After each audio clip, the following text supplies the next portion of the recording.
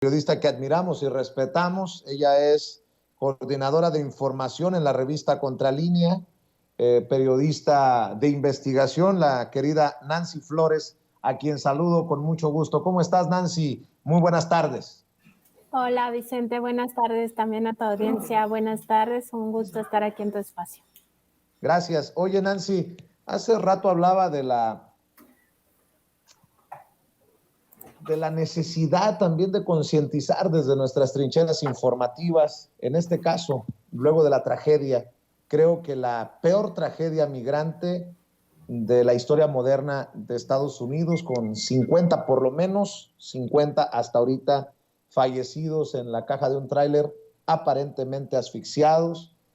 Por ahí de la mitad serían mexicanos de origen, algunos otros hermanos de otros países, todavía algunos sin confirmar su identidad y su nacionalidad. Por cierto, el secretario de Relaciones Exteriores, Marcelo Ebrard, ha señalado que desde Texas, en el último tuit que publicó Marcelo Ebrard, desde el centro médico Vista Medical Center, informa el cónsul Rubén Minuti que hay 2 mexicanos hospitalizados deshidratados que reciben atención médica ahora, y dice que informará en cuanto confirmen identidades, así dice Marcelo Ebrard.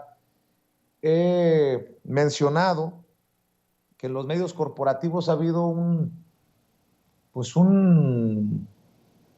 desentendimiento, un olvido del tema migrante, y por ende no ha habido una concientización a ambos lados de la frontera de esto que termina en tragedias así en muchas ocasiones, y que solamente cuando hay sangre o cuando hay muertos aparecen los medios corporativos, los medios tradicionales. ¿Tú crees que haga falta una concientización como lo menciono, o no es parte desde tu perspectiva de nuestros compromisos con las audiencias? ¿O qué piensas de esto que planteo, que es dolorosísimo? Veo que también le has dado seguimiento en tus redes, Nancy Flores. Sí, Vicente, pues como tú dices, es un momento muy doloroso, yo creo, para todo el país y también para otros países, sobre todo centroamericanos, que tienen esta misma problemática. Y por supuesto que sí hay que concientizar, es que las personas llegan a un grado de desesperación de tal magnitud por la falta de oportunidades, en algunos casos por la violencia, en otros casos también hay que recordarlo, el propio calentamiento global, el cambio climático está también generando desplazamientos forzados, y esto es algo que se repite no solo en la frontera de México con Estados Unidos, en este caso en territorio tejano, sino incluso en otros rincones del planeta. Ya veíamos lo que pasaba recientemente en Melilla, allá en España, y es que es una tragedia que se vive pues de parte de todos los pueblos en situaciones difíciles, en situaciones de violencia, en situaciones de pobreza extrema, y que pues hasta ahora a nivel global pues no se ha podido llegar a un consenso para enfrentar la problemática. Entonces sí es un momento muy difícil para la comunidad migrante. Me parece que incluso podríamos estar hablando de una de las tragedias pues más terribles de los últimos años, pero recordar que ha habido otras, que este asunto de los tráileres que son abandonados, pues es algo recurrente, no es algo que no suceda, y también decir que pues es parte, responsabilidad también de ambos países, no solo de México o no solo de los países centroamericanos, sino también de Estados Unidos, porque Estados Unidos sigue alentando al final del día también estos modelos de explotación laboral que pues incluyen a las personas indocumentadas.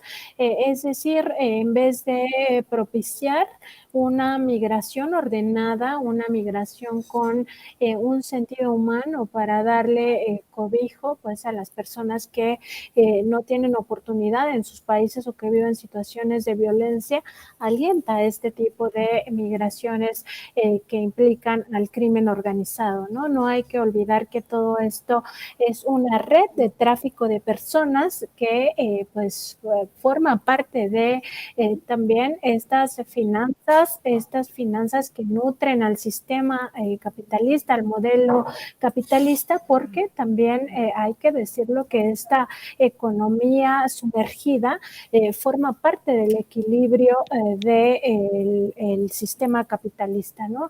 Entonces, pues al final hay que ser conscientes de que cuando las personas se embarcan en un viaje de esta naturaleza, pues un porcentaje importante va a acabar en una situación trágica y en muchos de los casos en muerte. Es un riesgo a la vida el pasar, el cruzar pues hacia el llamado sueño americano. Es un riesgo real y es momento de que las naciones del mundo estuvieran ya consensuando una estrategia para enfrentarlo, porque como ya decía hace un momento, no es algo que se reduzca a la frontera de México con Estados Unidos, es algo que está pasando a nivel global. Y también hay que decirlo, sin afán de, obviamente, de golpeteo, el propio presidente lo admite, que su deseo de que la migración sea por voluntad y no por necesidad no está cristalizado. En el México de la Cuarta Transformación todavía hay miles de personas que deciden irse a buscar el sueño americano, que en este momento, a pesar de que hay un proceso de transformación en México, así lo creo, pues todavía no llegamos al punto en el que la migración sea opcional, que sea una decisión, una voluntad, no una necesidad. Y creo que no exagero y no es una crítica malsana hacia esta transformación de México. Para que también se entienda a ambos lados de la frontera que por qué la gran mayoría, todo parece indicar así, eran mexicanos, o al menos es lo que ha reportado el canciller y el cónsul de San Antonio. Por lo menos la mitad o por ahí de los fallecidos son de origen mexicano. Habla también de una realidad que tenemos que enfrentar y que tenemos que debatir y que tenemos que analizar. Sí, se está viendo hacia los pobres. Sí, se están dando apoyos a los más necesitados. Pero esto tampoco ha logrado cerrar la llave, si me permiten la expresión, de ese flujo de personas que buscan una mejor vida, en este caso en Estados Unidos. Nancy, si quieres un comentario, una reflexión para cerrar sobre este tema y hacerte un par de planteamientos sobre lo que han publicado ustedes en la revista Contralínea y los temas que precisamente están vigentes. Pues es que es muy difícil, Vicente, que se cierre esta brecha que existía y que se profundizó en el neoliberalismo. Hay que recordar que un puñado de personas se volvieron inmensamente ricas, sobre todo a partir de las privatizaciones que ocurrieron en los sexenios de Carlos Salinas, de Miguel de la Madrid y de Ernesto Zedillo, sobre todo, que continuaron, por supuesto, con Vicente Fox y después con Felipe Calderón e incluso con Enrique Peña Nieto hablando del tema energético, ¿no?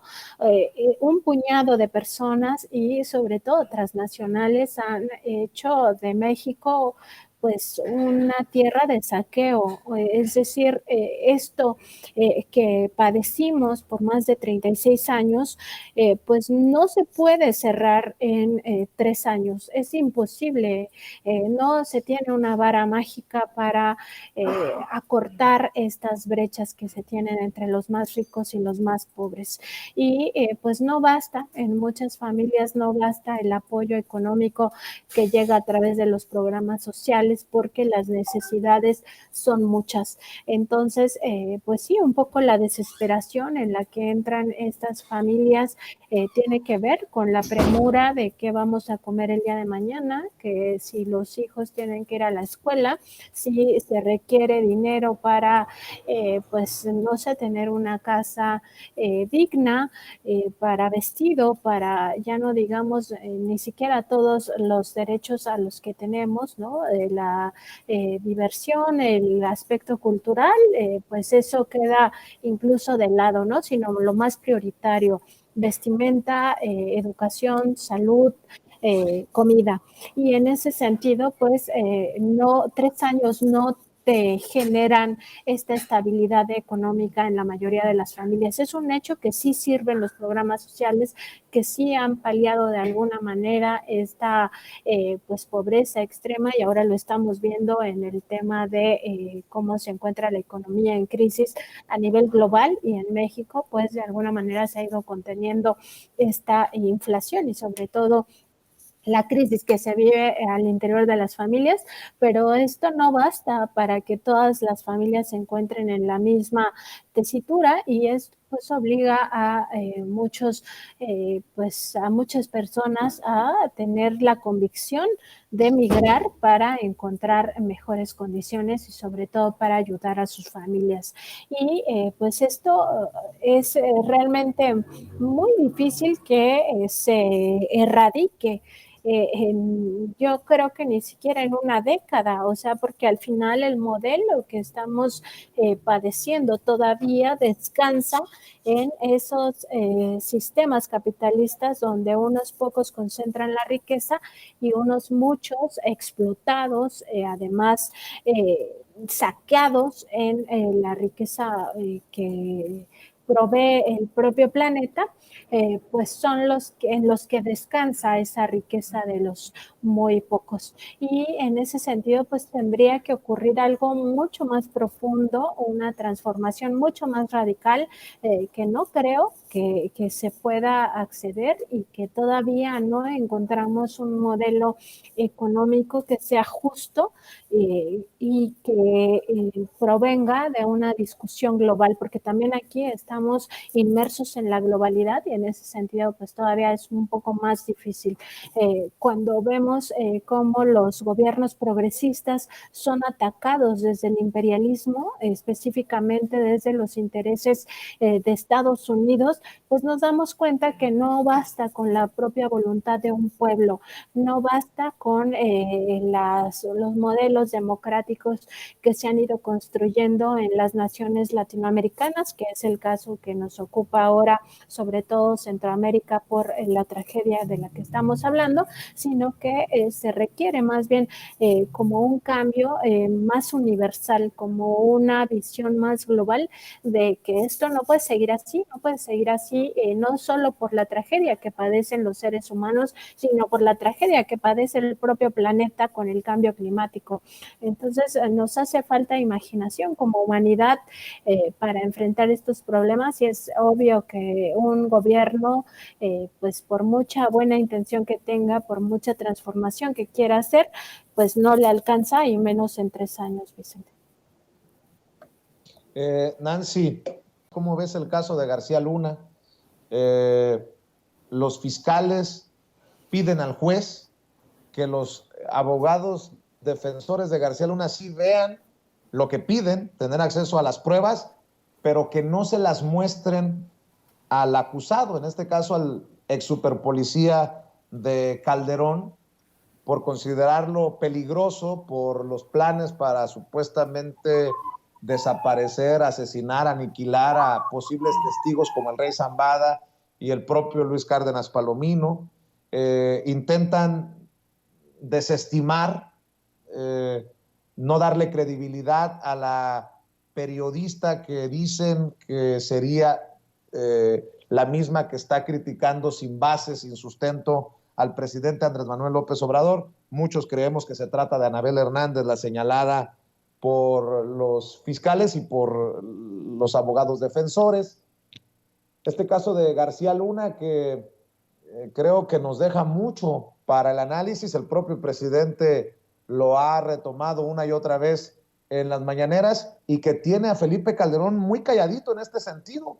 Felipe Calderón, que no se ha pronunciado, tal vez, solo tal vez porque son muy mal pensado, Nancy, haciendo buena aquella de que todo lo que diga será usado en su contra. Nancy, ¿cómo ves? Pues es que Felipe Calderón tiene mucho que explicar en torno al caso de Genaro García Luna.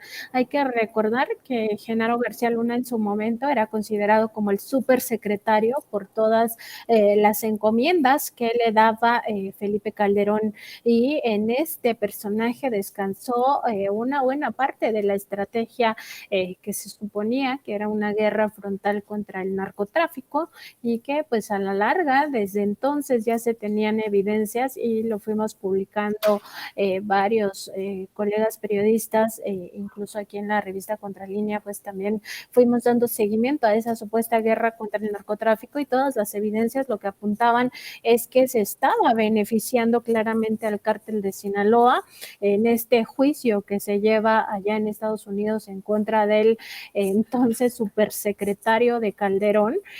Pues se ha revelado cómo este nexo pues existía a un nivel digamos macro, ¿no? Es decir, el secretario de Seguridad Pública aliado directo del cártel de Sinaloa, proveyéndole de información privilegiada, información que provenía de la inteligencia nacional, pero sobre todo de esta cooperación con el gobierno de Estados Unidos. Entonces, estamos hablando de un tema que no va a parar aquí, y que es lógico en el caso de los fiscales que estén pidiendo que esta información, que el acceso al expediente sea restringido solo para que la defensa tenga elementos para, pues de alguna manera ir respondiendo a esto, pues no llegue a manos esta información de Genaro García Luna, porque pues en él no se puede confiar, y no se puede confiar por todo esto que ha salido a la luz, que tiene que ver con el hecho de que planeara pues lastimar a los testigos en este juicio, y que aún se sospecha tiene la capacidad operativa de llegar a hacerlo, es decir, de que pueda dar órdenes a personas que están afuera, que no están encarceladas en este momento, y que estos actúen en función de los intereses de Genaro García Luna, un personaje que se ha declarado inocente cuando a todas luces las evidencias estaban desde el propio sexenio de Felipe Calderón Hinojosa de cómo se tejían estas alianzas con el cártel de Sinaloa, cómo se le protegía y cómo el propio cártel vivió su mejor momento. No hay que olvidar, Vicente, que en el sexenio de Felipe Calderón Hinojosa los cárteles mexicanos, pero sobre todo el cártel de Sinaloa, vivió una expansión mundial. En ese sexenio se convirtió en el principal proveedor de drogas a los mercados más grandes de drogas ilegales. Estamos hablando del mercado estadounidense, pero también del mercado europeo, y se le localizaba o se le ubicaba teniendo negociaciones con varias de las principales mafias a nivel global, y también en más de 50 países tenía presencia esta organización criminal de Jesús Guzmán Loera, entonces comandada por el Chapo Guzmán, y ahora pues ya de manera más fraccionada a partir de la extradición de este personaje. Y entonces en ese sentido pues es un caso emblemático de la corrupción, de cómo la la corrupción tocó la puerta de Los Pinos y pues también de cómo hasta la fecha el expresidente Calderón pues no tiene argumentos para decir por qué descansó parte de su principal política, una política que nos metió en esta otra tragedia humanitaria que estamos viviendo, que no podemos salir de esta espiral de violencia por su culpa, pues no tiene los argumentos para decirnos por qué estaba en manos de un criminal, de un delincuente, porque eso es lo que fue Genaro García Luna en aquel sexenio y en los sexenios previos, porque no hay que olvidar que él venía de los sótanos del CISEN, del espionaje político y de estas actividades ilegales que se hacían desde este Centro de Investigación y Seguridad Nacional, y después pues pasa por prácticamente todas estas corporaciones, ¿no? Después por la policía y luego ya como secretario de Seguridad Pública haciendo lo que quería. Así es, mi querida Nancy, estaremos al pendiente de este caso porque seguro estoy que no estamos ni cercanos a ver todavía lo mejor de lo que se viene en el caso de Genaro García Luna, y ustedes muy juiciosamente han dado seguimiento en la revista Contralínea. Estamos al pendiente de esta edición. Hoy Sósimo Camacho le hizo planteamientos al presidente sobre el caso que involucraría a Mario Delgado, al propio secretario de Relaciones Exteriores, Marcelo Ebrard, cuando era jefe de gobierno de la Ciudad de México. En fin, andan con todo, querida Nancy, y también pues esperemos que cada vez avance más el proyecto de las mañanas en el canal de YouTube. ¿Por qué no cerramos invitando a la gente a las trincheras de Contralínea y obviamente a las tuyas también en redes sociales, querida Nancy?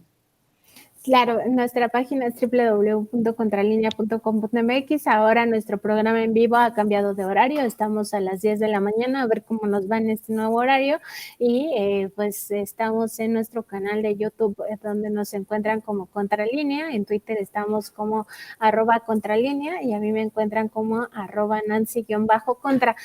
Pues Vicente, para mí siempre es un gusto platicar contigo y tener pues este contacto con tu público que siempre está pues atento a estos importantes temas. Y en el caso de García Luna, pues sí decir que como mexicanos tenemos la obligación de enterarnos de quiénes son los personajes que nos gobernaron en el pasado para entender por qué estamos en la situación que enfrentamos en estos momentos, en este caso en materia de violencia y de inseguridad. Pues la única manera de comprender nuestra realidad actual es siempre revisar lo que nos pasó en sexenios anteriores. Claro que sí. Estamos al pendiente, mi querida Nancy. Te mandamos un abrazo, saludos a todos en la redacción y obviamente al maestro Miguel Vadillo, director de la revista Contralínea. Gracias, Nancy. Nos vemos pronto. Muchas gracias. Buenas tardes.